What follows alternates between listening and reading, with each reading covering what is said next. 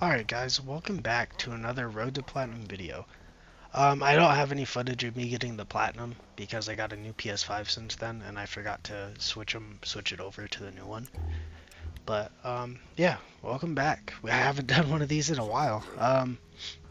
So if you don't know how these videos work, basically I'm gonna give a review on the game and talk about, whatever trophy issues I had and how long the Platinum took, things like that. At the end of the video, I will also be discussing the PS5 version and its improvements and what I think about it. So we'll start with the platinum portion since it is the shortest. I platinumed this game in about 130 hours or so. This can be done way faster. I did 2 playthroughs, and I've also played through the DLCs multiple times with, and I also got all the DLC trophies. Um, Sorry, I'm struggling to understand what I wrote here.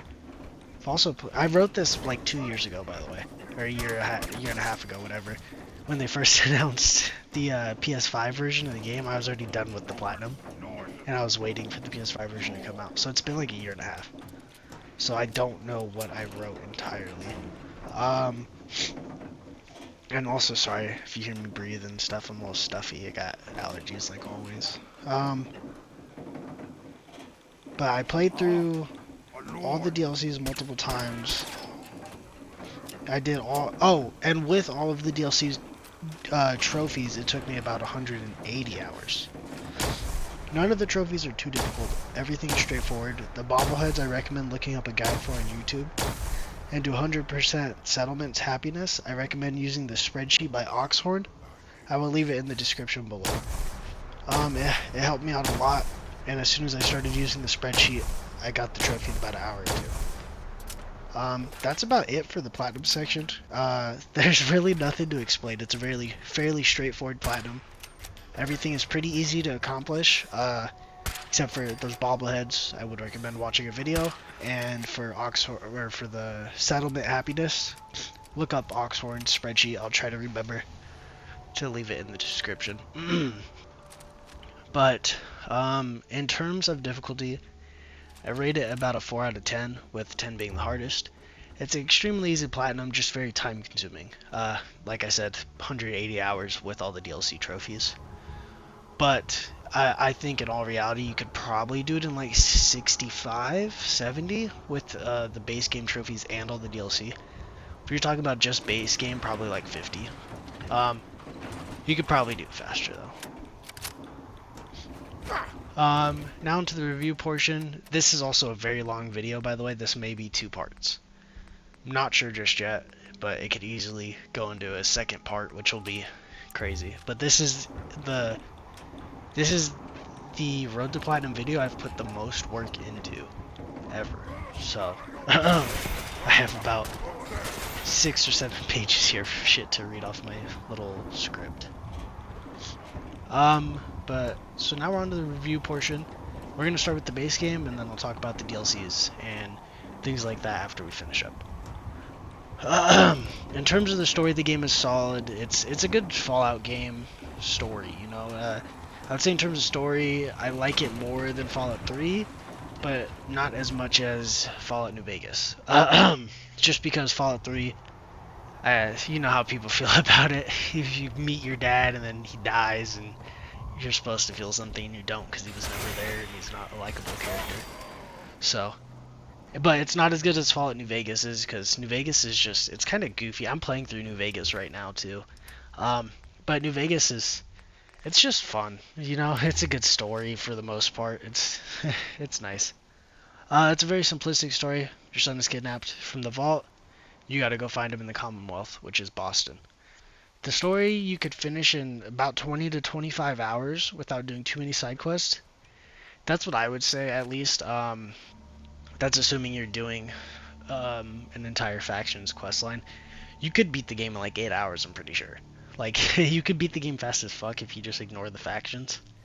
And I think you could just wipe out the Institute and end the game. But there are a total of 4 factions, which this is probably like the suckiest part of the game.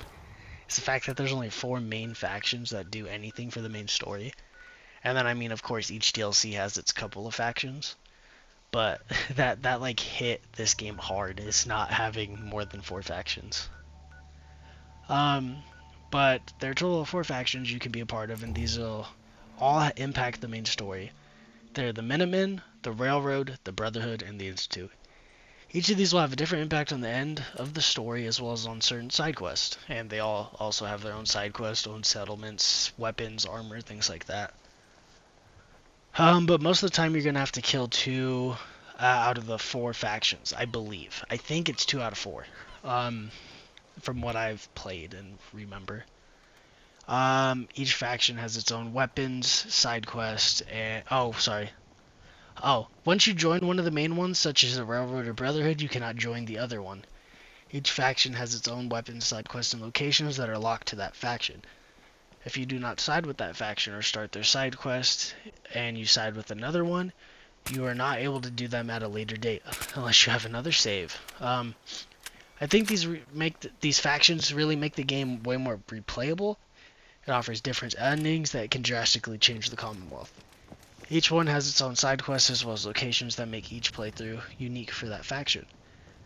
I've played with all the factions, which that's the only reason I could replay this game so much, was hopping from faction to faction, and I started like halfway through the game because I had a save like from right before I joined a faction, so I just played off that save for like 3 of them, just halfway through the game. It made it a lot easier. But I've played with all the factions, and every single time was great.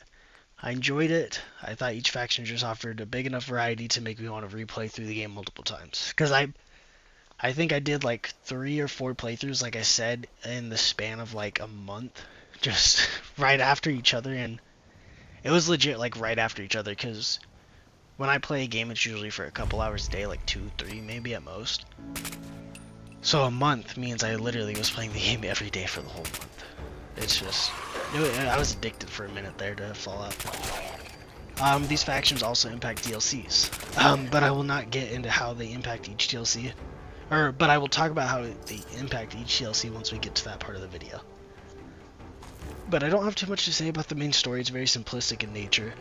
The factions make the story better in many ways, and that's basically it. I mean, it's a very simplistic story. That's how Bethesda is in terms of writing. Their main story is very simplistic. Side quests and faction quests are where stuff kind of gets a little cool, a little nutty. But yeah, each faction just offered a decent variety in terms of story. I found myself really enjoying the Railroad a lot. And then, of course, going with the Brotherhood is just super fun because the ending... Oh yeah, this is a bug I found out. By the way, if you're looking at the video, this is a bug I found in the middle of playing.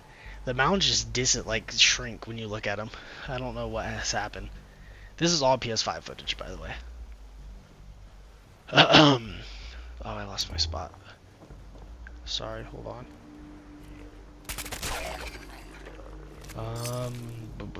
Sorry.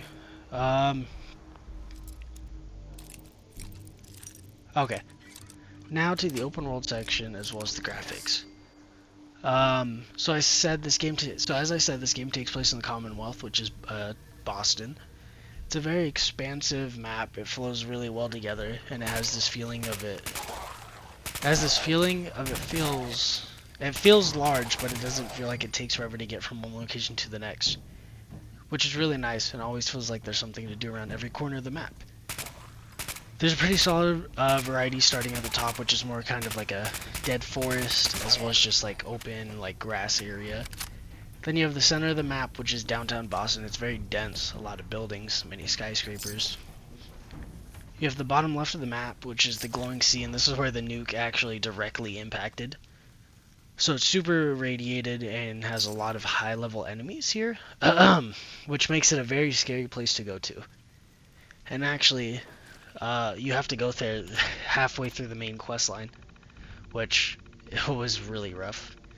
That was probably the hardest part of the game, because once you have to go to the glowing sea, if you're playing through the main story, you're not nearly a high enough level to do anything, so you just get fucking smoked. But I do like that area of the map. It's pretty fun. The bottom right of the map is mainly swamplands and like marsh areas.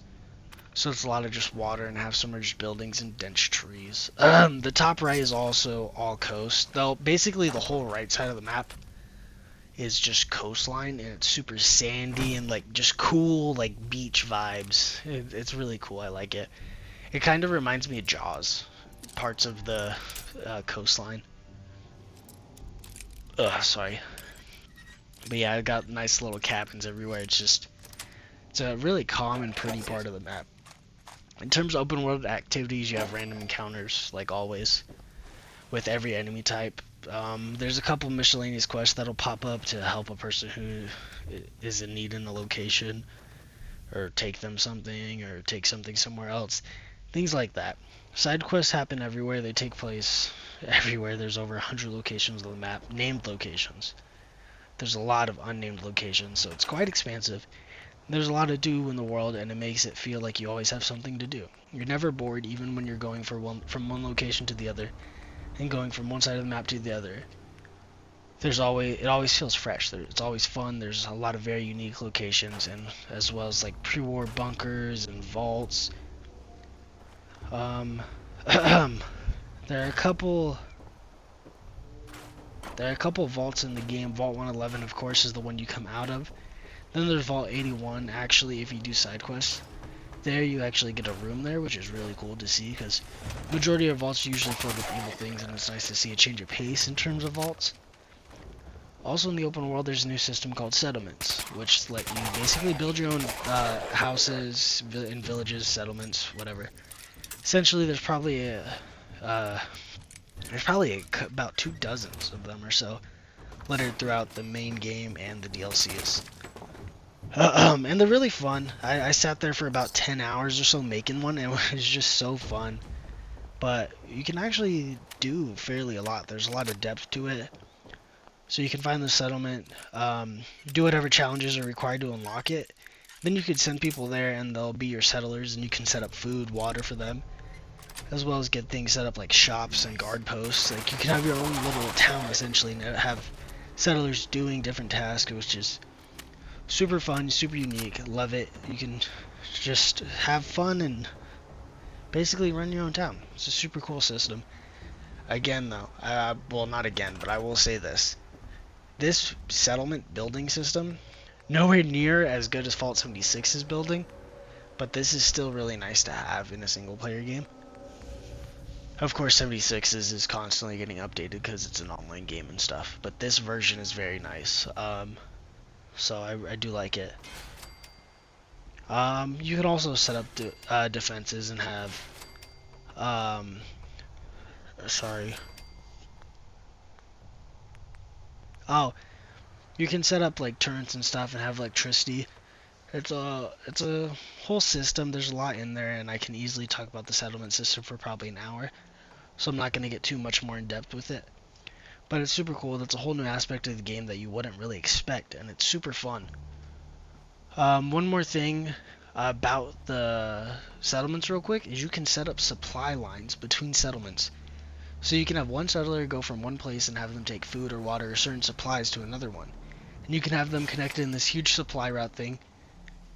And you can just move supplies through and give extra water and food and things like that if you need it. It's a very unique system, and I love the aspect entirely. It was just a really nice change of pace going from Fallout 3 and New Vegas to this. Now to the graphics. It's a very good looking game. It's not anything insane, but it did come out in 2016. I think for the time, it's really good looking, especially with how much is in the world and how demanding it could be. I will also say that I think this game looks better than Fallout 76. I think Fallout 76's world is prettier, and the colors are prettier, but graphically I think this game looks better. So I'll let that be known now. But yeah, I could see how it could be very demanding, especially in time like 2016, to have so many NPCs and so many objects in one area. It looks really good. I played on the PS5, of course, so I had a solid frame rate. But I know on the original PS4 and the Xbox One, frame rates can drop massively in the downtown district. but I never had any of those issues. Also, in terms of bugs, I never really ran into any. There was a couple points though where it would autosave and I loaded in and I would die, and I would do that over and over again because enemies would shoot at you before you even respawned. And so you just instantly would be dead. I ended up having to load to save. Luckily, it was only like 10 minutes or so before that point, but this is something you might want to keep in mind when you're going to do dungeons and things like that in terms of combat. Also, in terms of bugs, the only other thing I've ran into is the occasional enemy like glitching into a wall or having a NPC glitch into a wall. That was basically it, and usually it's fixed just by reloading the game. So, not really a big issue, but it was an issue at the time, you know, like it's just it's not an issue, it's a inconvenience. I'm sorry. Also in terms of combat, it's a very simple system in terms of combat. You have, sorry. Oh, you still have VATs from the other games. You can pick individual body parts and shoot those off. Every weapon has attachments now, which was the thing in New Vegas as well, but you can upgrade the receivers and weapons, which would increase damage. You can make certain weapons automatic. You have muzzle, which is suppressor, compensator, muzzle brakes, things like that to improve recoil or suppress your weapon. You also have buttstocks, which will increase recoil control. You have magazines, which will increase reload speeds or how much ammo the weapon has. You also have certain weapons can be painted and you can get special paint as part of the Creation Club, which is a little in-game store they have on the main menu, which uses real currency, mind you. And I don't support the Creation Club because it's just not that good. I mean, it's nice to have because PS5 doesn't have mods. Well, it does, but they're shit because Sony sucks. But yeah. You also have sights you can put on your gun, such as night vision scopes, red dots, reflexes, and then just like normal glow iron sights. But yeah, the combat is very simple. You also have grenades and melee weapons, things like that. And then of course you have chems are still in the game. So you got your Psycho Jet, Med-X, the ones like that increases damage, resistances, things like that.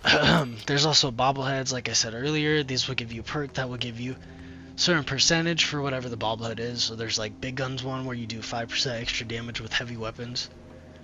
There's also magazines that give you a perk, and magazines are all sorry, again, I wrote this a year ago and I talked into my phone without fucking paying attention. Magazines, there's a bunch of them. Oh, but for example, most of them give you just about 5% boost in whatever category. There's also perks just like in the other games. It's basically the same system as the other games, just looks a little different. But essentially you get a perk point. Well, it's definitely a different system. After playing Fallout New Vegas the last couple days, it's definitely a different system, but at the time I was just remembering off of the back of my head from years ago. But essentially you get perk points. Each time you level up, this unlocks different perks that will do different things. So you can increase your base stats for strength, perception, endurance, charisma, intelligence, agility, and luck. There's also there's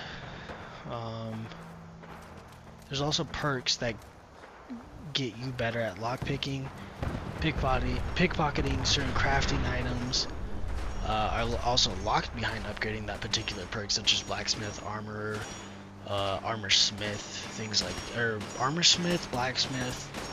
Something else. Hackers are for hacking. Terminals. Gun nut is for guns.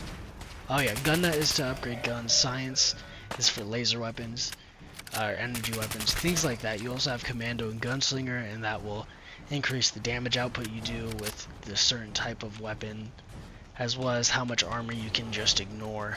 For like when you're shooting at them, it'll just ignore a certain amount of armor. You also have perks like Medic and Lead Belly, which will help with how much you heal and how resistant you are to radiation. And then you also have a couple perks that just do base stats, such as Strong Back, which will increase your carrying weight, as well as the Barter Scale, which will increase buying and selling prices of vendors. And then also each companion you get in the game has a special perk that once you get to max relationship with them, you unlock. So for example, Nick Valentine has a perk that lets you get one extra guess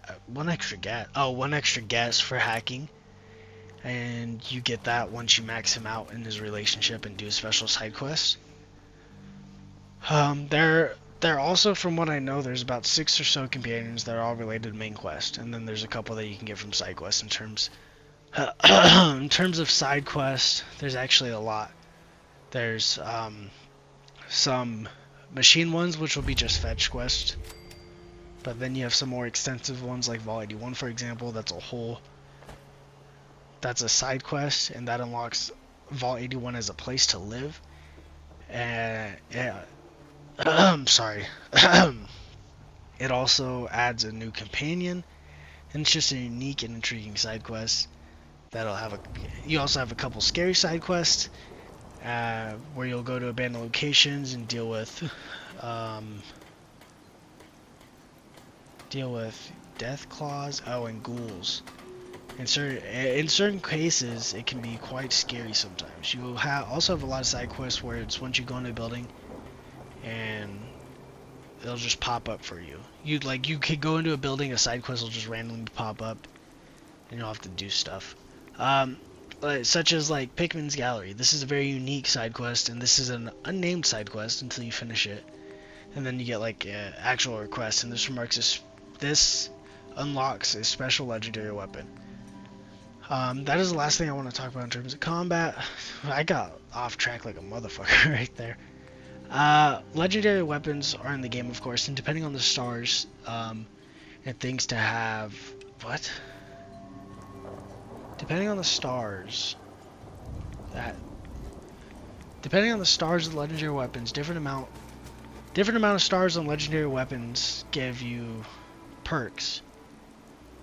Usually you have multiple stats that they impact, and then if you get one from just a 1-star enemy, I think I was mixing up 76 and Fallout 4. I think there's only 1-star legendaries in this game. I don't think there's 3 stars. If there are, no, it's all 1-stars. So you get a 1-star legendary and it has a random stat, like the splatter cannon, the AK I used for most of this video. That thing, its stat is just every consecutive hit deals more damage. My favorite legendary that I'm using is the Overseer's Guardian, which is a combat rifle that shoots an extra projectile. I actually bought this legendary in Vault 81 for around 3,000 caps.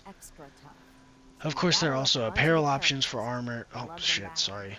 Of course, there's also apparel options for armor as well as just outfits to look nice, of course. These all have different damage resistances, such as projectile, electric, radiation, and then of course there's legendary variants of all of them as well. I don't really know what else to talk about in terms of the main of the base, in terms of the base game. I think I went over everything pretty well. It's a very extensive game, there's a lot to do, and there's no way I could talk about everything in one. Well, I was trying to make this a 25-minute video. But just now it's very expansive. But just know it's a very expansive game. There's lots to do. It's really fun. And yeah, I just like everything about the game. My review for the base game is going to be a 7 out of 10. It's not the best game I've ever played, but it is up there. It's one of my favorite games of all time. I put a lot of hours into this game, especially in 2016 when I first got my PS4. Played this game for ages and I love it. Everything about it is just amazing. And yeah, now we're going to be starting to get into the DLCs. Starting with the Automatron DLC. The DLC starts with you getting a caravan distress signal and helping the robots who are being attacked by another pair of robots. When you finish this encounter, Ada, the new robot companion, tells you about a man called the Mechanist, and how his robots are causing havoc across the Commonwealth. Of course, being the hero of the story, you agree to help her and find him.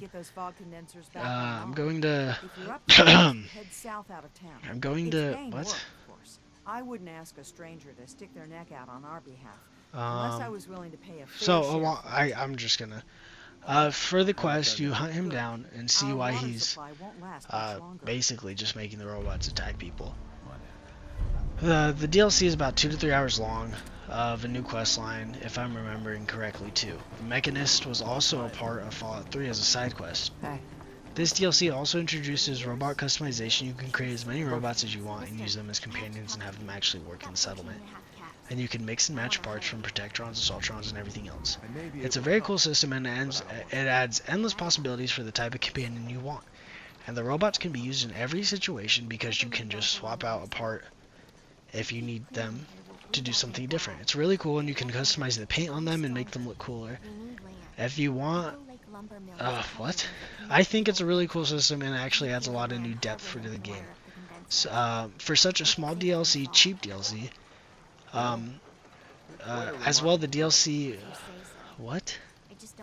Oh, the DLC also adds a faction called the Rust Raiders, which is essentially normal raiders, but they're scavengers and use robot parts as armor, which also introduces the new armor to the game. Robo Armor. This comes in multiple variations, just like the base game. You can add different upgrades to it to increase certain aspects of damage resistance, and of course the legendary variants as well. The DLC also introduces a new weapon, the Tesla Rifle, which happens to be my favorite weapon in Fallout 76. At the time it was. This was a year or so ago, year and a half ago. That was the time when the Tesla Rifle was still like OP. It's still really good. It's nowhere near as OP as it used to be though. But it uses normal fusion cells and shoots electric damage, but it can go between multiple people. So you shoot one target, and if another is close enough, it'll jump to that other target as well. It's a really cool gun, one of my favorite guns ever in Fallout history. I love this gun so much. There's also one more weapon that is introduced in this DLC, the Salvage Assaultron Head. It's literally a Assaultron head that shoots lasers out of it. It also uses fusion cell ammo. It's another cool gun, but you do get irradiated when you use it. Looks like but again, another cool, unique weapon. If I'm correct too, I believe this DLC introduces melee weapons that are parts from robots, such as the Assaultron Blade, as well as the Mr. Handy Buzzsaw. But it's a solid DLC. There's about 2.5–3 hours of content. It unlocks a new settlement, new armor, new weapons, and it's a really cool questline. Overall, though, I think it's a solid DLC. I'd probably rate it like a 5 out of 10 though, 4 out of 10, because it's not like great in terms of story. The story's shit, but I like the robot stuff, and I like the Tesla Rifle. So next up, we're going to be talking about the Wasteland Workshop. This DLC is short. There's not much going for it, but it does add the ability to have tame creatures in settlements, and also let you throw arena fights between settlers and animals. It also let you have a ton of different types of creatures and enemies in cages. It's a really cool DLC. Adds a little bit to the settlement and stuff, but it's nothing crazy. Overall, it's a solid DLC. I'd probably give it like a 3 out of 10. I mean, it's solid, but I don't care about the settlement stuff. Add that much to want settlement DLCs, especially stuff like this where, I don't know, it's cool, it's just not for me. It wasn't for me. This next one is for me. I like this one a little more. But next up is the Contraptions DLC. This adds the ability to display weapons and armor and weapons racks and armor sets, as well as power armor on power armor displays. There are also a couple other little random things. You could set up like a factory to produce different items such as ammo or crafting components. This is a cool DLC. It actually expands upon settlement building massively, and I think the whole factory thing that you can set up is really cool. It actually helps you out a lot in the long run. It's nice to be able to display your weapons and things like that also. But again, another pretty good DLC that expands upon settlement building. I'd probably rate it like a 7 out of 10. I like this one a lot more. The whole factory system is really cool to see. Next up is the Vault-Tec Workshop DLC. It's a pretty good one. This gives you the ability to build a vault. You get a whole vault to yourself, and you can build a settlement in there. You can also build a bunch of different Vault-Tec inspired stuff, as well as do experiments on your settlers, which it's not as crazy as the normal Vault-Tec experiments, but you can still do them, which is cool. Just like the normal vaults, you can do experiments, like I was saying.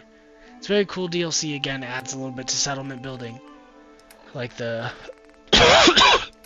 It also adds like 2 to 3 hours of quests. as well, unless you have like building components, then it's like an hour. But it's another really cool workshop DLC, nothing crazy. But I'd probably rate it like, I rated the other one 7, so this is probably like a 6, because I like the vault stuff, but I don't think it's better than the factory stuff. Alright, next up is my favorite DLC of the game. Far Harbor. This DLC is actually massive, introducing 3 new factions, a whole new 10-hour questline, whole new map. This DLC is my favorite out of all of them, and it adds a lot of new weapons, armor, and enemy types. The DLC starts with you heading back to Diamond City to Valentine's Agency to get a new quest involving a missing person case. Then you head to the people that have assigned the case, and you get taken on a boat to Far Harbor. And from there you get introduced to the people of the town of Far Harbor, and that whole new faction. The whole DLC is a darker tone, and the atmosphere of the new area itself is very spooky with a lot of dense fog, dark forest, and crazy mutated sea creatures. The map is about the size of a quarter of Boston, so it's a fairly large map, and it's jam-packed with unique areas, side quests, and even a couple settlements to build. The DLC also introduced a few new weapons, such as the harpoon gun, lever action rifle, and the radium rifle. The harpoon gun is a heavy weapon, shoots a harpoon straight out of it. It's a pretty solid gun. Lever action rifle is what it says. It's a lever action rifle. Thing's solid. It's a really good gun. It was one of my favorites when I first started playing Fallout 76. And then you have the radium rifle, which is one of my favorite guns in the game as well, because it's just like a nice little Russian semi-auto. You can make it automatic, but it's a nice like Russian semi-auto rifle, and it does good damage. It's a good gun. It does radiation damage. And you get a really good legendary from doing the Adams faction quest in Far Harbor. Also introduces one of my favorite armors in Fallout 4, which is the Marine armor. It also adds dozens of super interesting new side quests and interesting people to meet. And depending on your main story, you can dictate a lot of this DLC and how it's going to end, depending on which actions you decided with in the base game, as well as your choices when you get to Far Harbor. You can destroy the island, save everyone, or kill one faction. It's a really cool DLC that adds a lot in terms of story and replayability. The DLC can end with you blowing up the entire island and keeping everyone alive, or killing only one of the factions. The DLC also, it adds one of my favorite locations of the game, which is the Nucleus. This is an abandoned submarine base in the middle of Far Harbor. Also, each faction has about 3 different ways to destroy them, but there's only one route to go. Sorry, I gotta go to part 2. There's only one route to go if you're going to save all of them, but there's a couple of choices you can pick to choose how you save them. What? If you're going to save all of them, there's a couple choices you can pick to choose how you save them. You can kill a main character, or you can tell them to free things. What? I don't know. Oh, you could tell them to, like, leave and be peaceful, or you could just straight up kill them and shit. There's a lot of replayability and different routes to take. To save them, and it has also different routes to take to destroy the island as a whole, or to destroy certain factions in the story. I said the same thing like fucking 5 times. What is this? It's probably the best thing about the DLC is the different choices you can make, and the characters in this DLC are also just great. Some of them I would say I prefer over the base game characters. I think Dima is a really unique and cool character, and he works perfectly. What? But in the end, you start seeing some similarities between him and the Institute. Depending on the ending you pick, you either get a happy ending where everything sums up nicely, or you would get a very instantaneous ending where the island is destroyed, or a certain faction is dead. But they all end the same. You have to go back to Kasumi's parents and tell them about their daughter. And depending on what you picked, you could have a good or bad outcome with the parents. There's 3 different endings to Kasumi's story. The last thing I want to talk about before we get to the Nuka World DLC is the enemies in Far Harbor. So you have quite a few new enemies. You have anglers, fuck, what are these guys called? I've said it, but I didn't say it right. You have anglers, gulpers, fog crawlers, and a few more, such as like the big ass hermit crabs. They're actually quite challenging and are very unique in terms of the rest. Oh, they're very unique in terms of the rest of the enemy designs in the game. There are also super mutants and trappers, which trappers are essentially just raiders, and of course, all these come in their glowing legendary, all those types of variants. But that's going to do it for Far Harbor DLC. I think it's a really fun DLC. It adds a lot of replayability to the game, and just increases the amount you can do in the world of Fallout 4. So I'd probably rate this DLC like a 9 out of 10. It's a fucking phenomenal DLC. It's like one of my favorite Fallout DLCs ever. Like Old World Blues still beats this, but this is a really good DLC. Now to the Nuke World DLC. This is the largest DLC and adds about 12 hours of main story content. But you could probably get close to 30 hours by doing everything in the DLC. The DLC starts with a radio signal coming from the Nuka Transport Center. You go there, clear out a couple enemies, then you hop on a train to Nuke World. Sorry. I apologize. But you hop onto a train, head into Nuka World, which, by the way, has one of the coolest openings ever. You just see the entirety of Nuka World as you're riding in the train and introduced to the Nuka gangs. There's 3 separate factions. All can be killed if you're trying to do like a good playthrough. You can just kill everybody in the DLC in about 5 hours. But I've played through the DLC 2 times now, and both times I've just embraced being a raider. This DLC introduces many new systems and absolutely expands the base game massively. This DLC also introduces a couple new weapons such as the handmade rifle, which is an AK-47, the Western Revolver, which is from past Fallouts, the Thirst Zapper, which is a water gun, a couple melee weapons, and a couple new grenades. It also introduces new costumes, like a lot of them. I like a lot of them.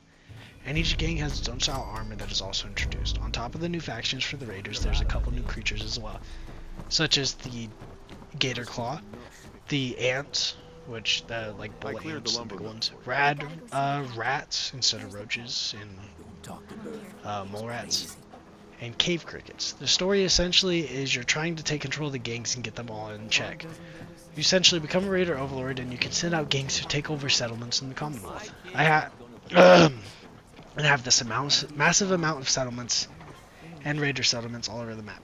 This adds a whole new depth to the settlement system as... What? Sorry.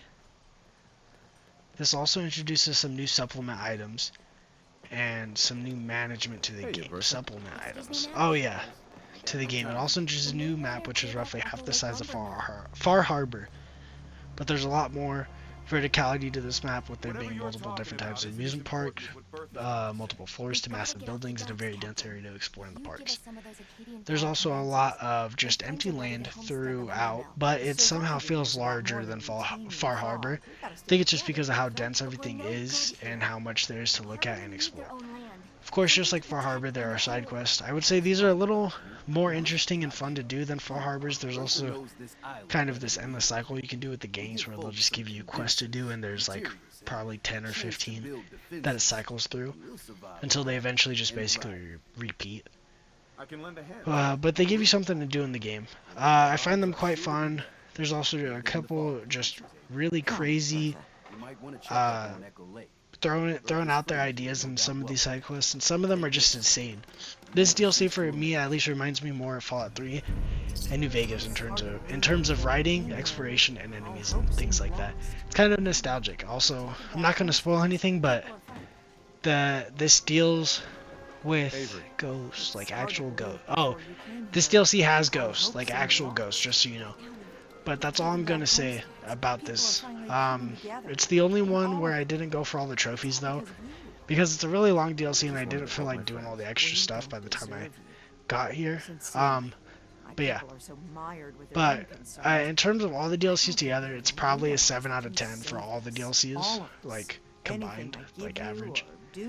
Automatron and Far Harbor are a solid. New World. Oh, Nuka World is cool. The intro is really slow. Would you actually get to the part, the whole first couple of missions are fairly boring, but I think the part is super cool with the new animals and the areas to explore. I also really love the new weapons, and they're probably some of the best in the game. For the final segment, we're going to be talking today, or for the final, sorry guys, for the final segment of today's video, we're going to be talking about Fallout 4 PS5 upgrade.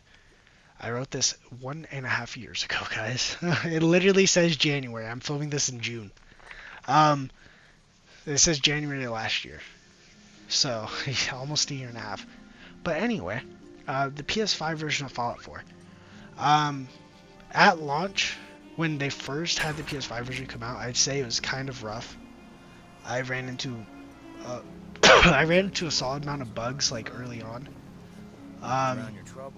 But as time has progressed and they did that other update not too long ago, the game's working solid now. I'm currently playing it on performance with 60 FPS, or I'm playing it on quality with 60 FPS. And it seems to be running at 60 FPS 4K for the most part, I think. So it looks really good. And I want to do another playthrough now just because it's running at 4K 60. But, well, I think it is at least. But I would say the PS5 version's solid. Load times are super sped up, which I love. That's probably my favorite thing in the whole update, is being able to fast travel. You've seen it a couple times in this video. But being able to fast travel from one side of the map to the other in the span of like 10 seconds is awesome. It speeds up gameplay a lot. It makes it so there's not so much sitting time. Because like before I would go on my phone, you know, be on my phone for 5 minutes while it loads. I don't have to do that anymore. It's instantaneous. It's awesome. But yeah, so I mean, I haven't played too much into it. I played probably 8 or so hours of the PS5 version. Everything ran well for the most part. I didn't have too many issues after that other update because I waited to film or play too much until after they updated it because I knew there was going to be bugs, so I just held off. But it seems solid. I didn't have too many issues in terms of bugs after that second update. Performance has been solid for me. You guys saw in the first clip, we were in downtown Boston. We didn't like explore too much down there, but we were in downtown Boston and there wasn't too much of an issue, so I would call it a solid update. I know people are pissed off because mods are broken, whatever, yada yada. Mods break with every update. I don't know what the fuck people expected. Mods literally break with every update. So, but yeah, I would say it's a solid update. And yeah, maybe I'll go for the PS5 Platinum again eventually. Down the line, I think that'd be fun to do it again, but maybe like stream it all. I haven't even like thought about streaming. But yeah. So that's all I have to say for this Road to Platinum. I think it's a solid game. Like I said, solid PS5 upgrade. And yeah, I had a lot of fun with this game. And I'll still be playing it for years to come because it's Fallout. It's nostalgic. It's part of my childhood, you know? I have countless hours of Fallout 3 in New Vegas. Specifically Fallout 3 more than New Vegas, though. I think I only have one playthrough of New Vegas. Or like 2. And I'm playing through it right now again for the 3rd time. And I'm realizing now that, like, wow. When I played New Vegas the first time, I did not play that shit right at all. At all. I did not play that game how you're supposed to play games. Because so I went to Prim today. Like, I'm super early, right? I was in Good Springs for like 3 hours doing bullshit. Just fucking around doing side quests. But I went to Prim today. And I was like, I really remember getting like fucked up on the roller coaster track. And I'm like thinking to myself, I'm like, what was I doing wrong on my first playthrough of New Vegas? Like, what the fuck was I doing wrong? And I kind of thought about it a little bit, and I was like, you know what? I don't remember ever putting armor on. I was like, I don't think I remember ever putting armor on in New Vegas until I got like towards the end game. Not end game, but when I first got to New Vegas and I started getting like good armor sets. Because I think before then I was literally rocking leather armor and not giving a fuck if I saw better armor. And if it broke, it was like whatever, I didn't repair it. So I think that was the issue I had with New Vegas, and that's why I was getting fucking capped like immediately as soon as I went to Prim. Because I was like, because I went to Prim today and I had armor on. I had like a medium armor on. It was doing like 11 damage reduction or whatever the fuck. But I'm like, okay, I'm not dying. Like I have so much health. This guy shot me in the fucking face twice with a fucking varmint rifle, and I'm chilling. Cause even when you go play Fallout 3, you're fucked, dude. That early game for Fallout 3 is rough. Like Fallout 3's early game is probably the hardest out of every Fallout game I've played. To be fair, I've only played 3 New Vegas, 4, and 76. And 76's early game is, it doesn't matter. You could be naked, and that game's easy. Fallout 4, easy early game. It's not hard at all. New Vegas, like I said, it's not too hard if you're wearing armor. And then 3's is just fucking rough. But yeah, before I keep talking about fucking Fallout forever, yeah, Fallout New Vegas has got me hooked. I'm playing Wasteland 2 though, and Fallout New Vegas at the same time right now, and they both have me hooked. Like, it's hard to figure out which game I want to play, because Wasteland 2 is sick, because it's like old school Fallout, you know? It's made by the same, I think it's the same producer as the original Fallout games. And I don't know, I've been super into those like top-down RPGs lately. And I really like turn-based like strategy games lately. I don't know why the last like year or two I've been loving them. But I did like them before because I played XCOM a lot, the original XCOM, Enemy Within. So not the original, but the Xbox 360, like, I guess it's like a reboot, huh? But played that XCOM, it was fun. But yeah, so I'm hopping between Wasteland 2 and Fallout New Vegas right now. And they're both just so fun. They're very addicting games. But yeah, so that's it for this Road to Platinum video. I hope you guys enjoyed this video. This took me a lot of time to initially write. I think I said everything just really fast, and that's why the video's not as long as I thought it was going to be. Because that was legit like 5 pages worth of shit I just read. So, but I don't know. It was an experience to write this. I'm very proud with what I put together in terms of writing, even though if I'm not the best at actually saying the words. I'm very proud of what I put together with this video. So the plan right now for Road to Platinum, the next video will probably be, let me think. The next Road to Platinum is either going to be Red Dead Redemption, because we're playing Undead Nightmare on the channel currently. I don't know if it's up by the time you're watching this. It should be. But I'm currently filming Undead Nightmare, so I can do Red Dead Redemption's Platinum. If I don't do Red Dead Redemption's Platinum next, it'll probably be Metro Last Light. Or Metro 2033, I mean, sorry. So yeah, look out for one of those Road to Platinums. Probably be months from now, because I'm not doing the best at Platinums. Right now I'm just playing games to play them, to have fun. So I'm not really trying to force myself to go for Platinums, but I do want to go for Red Deads and Metros, so we'll see what happens. Anyway, I hope you guys enjoyed this Road to Platinum video. If you did, please don't forget to like and subscribe. Comment down below what you guys want to see on the channel in the future, and I'll see you guys very soon in the next one. Stay safe out there, guys, and peace out.